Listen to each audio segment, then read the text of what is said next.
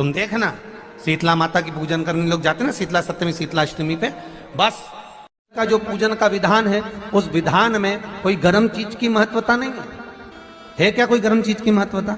फिर भी दुनिया के लोग अपनी बुद्धि लगाकर माता की जब पूजन करने जाते हैं तो वहां अगरबत्ती भी जलाते हैं और दिया भी जलाते हैं।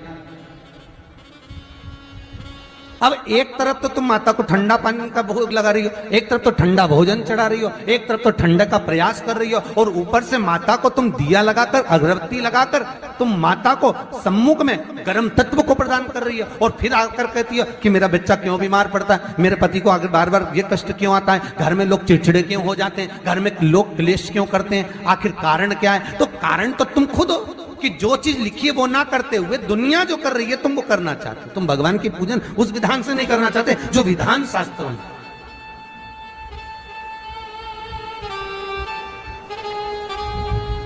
जो शास्त्रार्थ विधान कहता है।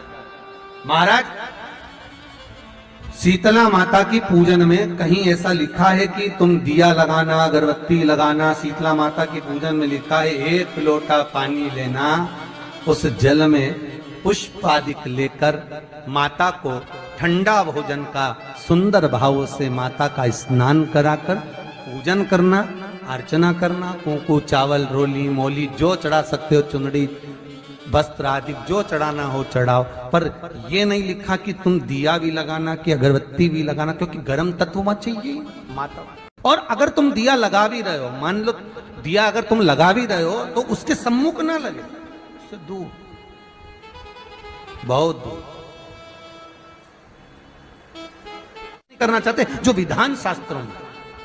शीतला माता की पूजन में कहीं ऐसा लिखा है कि तुम दिया लगाना, अगरबत्ती लगाना, शीतला माता की पूजन में लिखा है 1 लोटा पानी लेना, उस जल में पुष्प आदि लेकर माता को ठंडा भोजन का सुंदर भाव से माता का स्नान कराकर पूजन करना, अर्चना करना, कुंकू चावल रोली मोली जो चढ़ा सकते हो, चुनरी वस्त्र आदि जो चढ़ाना हो चढ़ाओ, पर यह नहीं लिखा कि तुम दिया भी लगाना कि अगरबत्ती भी लगाना, क्योंकि गर्म तत्व मत चाहिए माता। इसलिए साउथ में, दक्षिण में नीम के वृक्ष को स्वयं देवी का प्रतिबिंब माना जाता है। नीम के वृक्ष को स्वयं माता का प्रागट्य उत्सव माना जाता है। नीम के वृक्ष को स्वयं देवी का भाव वर्णित किया जाता है। और बहुत सुंदर बात है महाराज जी, जिसके शरीर में माता निकल गई हो, दाने दाने पड़ गए हो पूरे शरीर में, बुखार भी बहुत तेज आ रहा हो और पूरे शरीर में माता जी निकल गई हो, 1 लोटा पानी जिसके शरीर में माता जी निकली है उसके पास में रख दो, और वो पानी उठाकर नीम के पेड़ में उस व्यक्ति के ऊपर से 7 बार उतार के नीम के पेड़ में डाल दो। 3 दिन के अंदर उसकी माता जो शरीर में निकली हुई है, दाने दाने पड़े हुए हैं, जो बुखार बहुत तेज आ रहा है, उसमें धीरे धीरे आराम मिलना प्रारंभ हो जाता है। यहां तक शास्त्र कहता है कि किसी व्यक्ति को अचानक बहुत तेज बीमार आ गया, बहुत तेज बुखार आ गया, या एकदम, हम तो यहां तक कहेंगे कि ये वायरस चल रहा है, महामारी चल रही है, और कंठ में भी आपको अगर जलन पड़ रही है, कंठ रुक रहा है, बुखार बहुत तेज आ रहा है, शरीर में ताप है, डॉक्टर को दिखाओ मना नहीं है, सब कुछ करो मना नहीं है, पर 1 लोटा पानी अपने ऊपर से उतार कर 21 बार नीम के पेड़ में ले जाकर नाम गोत्र बोलकर डाल दीजिए, और नीम के पेड़ के नीचे की मिट्टी को अपने कंठ पर लगा लीजिए। 20 से 25 मिनट बाद आपको आराम लगना प्रारंभ हो जाएगा। ये उमा देवी है। जगह की मिट्टी काया के रोग को ठीक कर देती है महाराज। अगर किसी व्यक्ति को चर्म रोग हो गया, कुष्ठ रोग हो गया, चमड़ी सफेद पड़ गई, रोग समाप्त नहीं हो रहा, बढ़ते जा रहा है, औषधियां आपने बहुत कर ली, तो 3 जगह की मिट्टी आपको फल प्रदान करेगी। पहला, सूर्य कुंड की मिट्टी। स्कंद पुराण सूर्य कुंड कहां पर है? तो कहा दतिया और झांसी के बीच में सूर्य कुंड निवास करता है।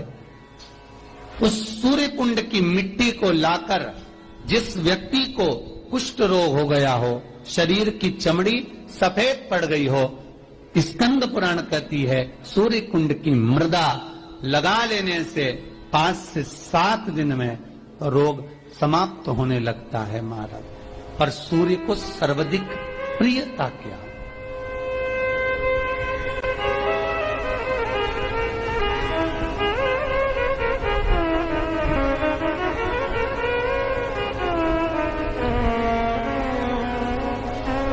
सर्वाधिक प्रियता सूर्य को क्या? क्योंकि सूर्य तपता है, तो उस तपन को मिटाने के लिए सूर्य देवता के शरीर पर गाय का घृत मला जाता है।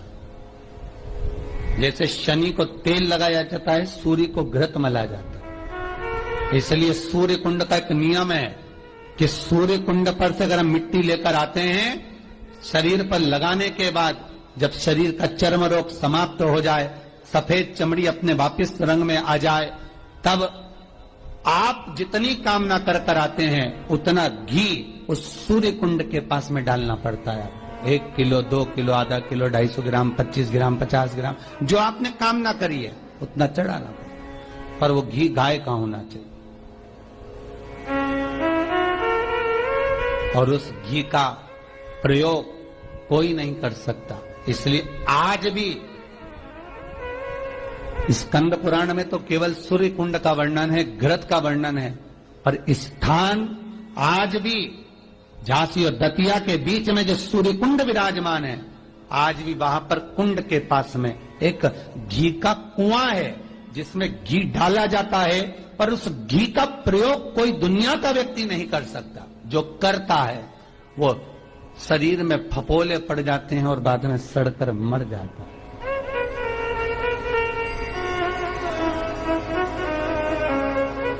घृत है, पर गंध नहीं, घृत है।